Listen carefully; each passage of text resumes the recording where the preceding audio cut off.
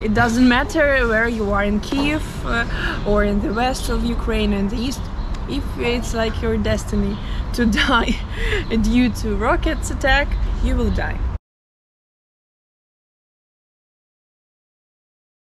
My name is Daryna. I'm from Kyiv. I work here, I lived here, also studied, entered university. Have you been here like throughout the entire war, or have you left? I was here. I wasn't abroad. From beginning to now, I was in Ukraine all the time. But time to time, I left Kyiv and I was in Bila Cerkva, not so far from Kyiv, about 70 kilometers from here, when it was like too hot, when it was a lot of rocket attacks and it was so loud. That's why I needed to leave the town. How's it been here like since the war started? It seemed like I heard that there was a lot of rocket sirens over the last winter, but you know, now you look around right now everything in the park. Yeah, it's a cafe here, lots of people out walking around. So when did life return to like normality, like a sense of normal like it is now? Even now, if we hear sirens, different sounds, rockets, we are calm. Because like we have such rule that your rocket will find you. It doesn't matter where you are in Kyiv or in the west of Ukraine and the east, if it's like your destiny to die due to rockets attack, you will die. And that's why we try to live now and here. If we want to meet with friends, we will meet, because it's very stupid due to war to maybe miss a lot of different and important parts of our life. That's why we live now and here. City shuts down at 12, you can't be outside.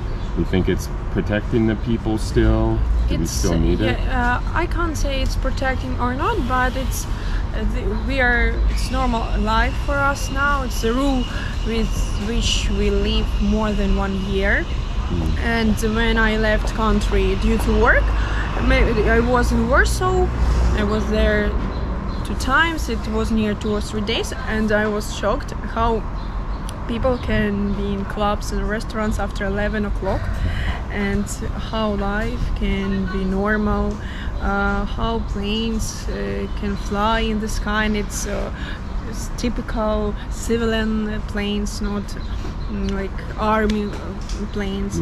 And yes, and it's very, I think, upset when in Europe or in another world it's a normal life like we had before the war, and now here a lot of people dies every day, and we have such stupid rules. We had rocket attacks and so on, but we try to continue our life. Sometimes it's very difficult, sometimes it's impossible, but we try to do this.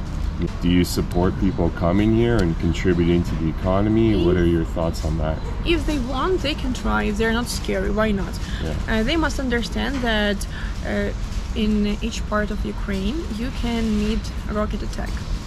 And you must be ready for this, and you must understand if you have a big panic, it's not appropriate country to visit, like tourism.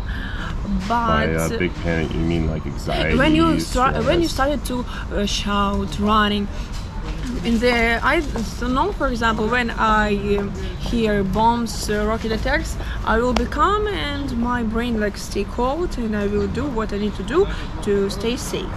A lot of people who, for example, lived for a long period of time in Europe or somewhere, returned to Ukraine, they started to panic. They don't understand what they need to do. They don't understand what will be happening. Now, from sound, I can understand which rocket is flying. Is it a rocket or is it another type of bomb? And we understand. Or if it's very sound, it's this type of rocket. It's very dangerous. I must stay safe. If it's not so loud, or it may be 1 or 2 or 3, for example, bombs. It's not so dangerous. That's why a lot of people came to Ukraine, but they must know all the rules.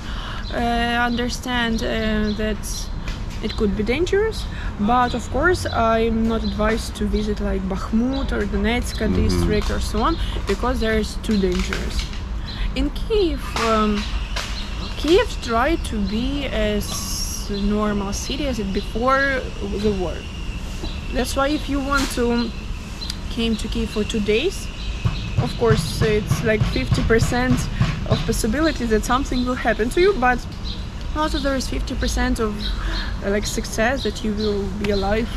I know that you're going to work right now. What do you do for your job again? I'm a lawyer. Yeah.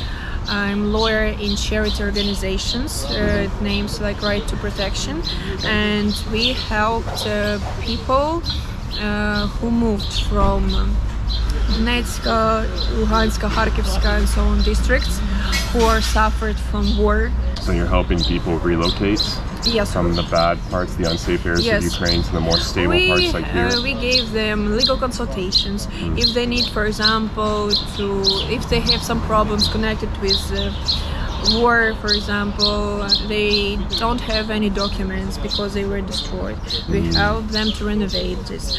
If they have damaged houses, from legal part, we consultate them what they need to do. What's the best way that people from the West can help you guys? I know there's a lot of means, a lot of different channels that we can donate, but if you would say what's the most effective way that we could help? I think it's like United 24 charity organizations, also foundation of Serhiy Pritula. It's the biggest foundations, and everybody knows that they not waste money of donations, they spend money in appropriate ways. So they actually give the money to the people here that need it? Yes. Okay. Well, thanks so much for your time. I really appreciate it.